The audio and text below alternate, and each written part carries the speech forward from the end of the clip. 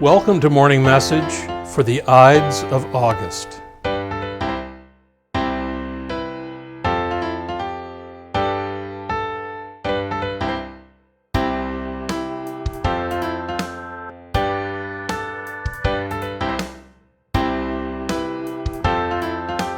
As I'm sure all of you are aware, Julius Caesar was assassinated during the Ides of March.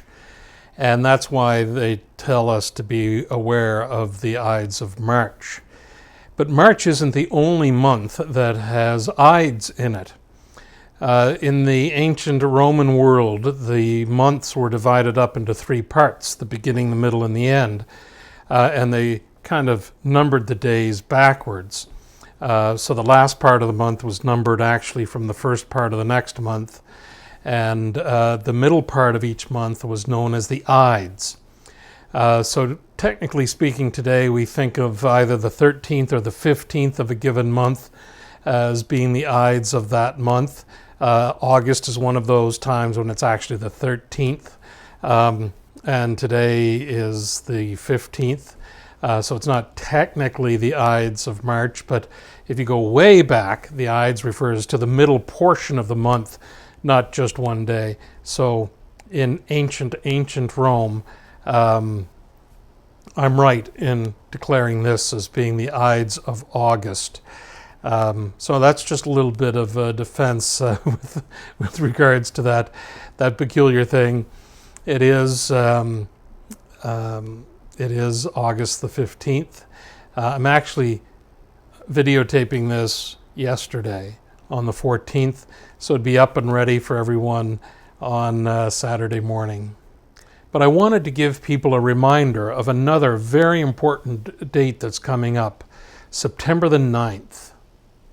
It's a wonderful tradition in the church. It's called Buy a Priest a Beer Day. Now you might think this goes back centuries, but actually it only goes back, well, probably not a decade. Some priest came up with this idea, and he said the reason he came up with it was to give people a better impression of just how human clergy are. We shouldn't be put up on a pedestal or thought of as being better than we are. We're like everyone else, human. I have to say that in my decades of service as a priest, I've never really had to convince anyone that I'm human and fallible and make lots of mistakes. That's never really been an issue in my career. So I don't really feel like I need to promote Buy a Beer Priest today, but it is coming up. And one of those, I don't want to say it's a fallibility of mine, but one of those things that makes me human is a need for a rest. And in fact, I'm going to take a rest starting on Monday, so that's 17th of August.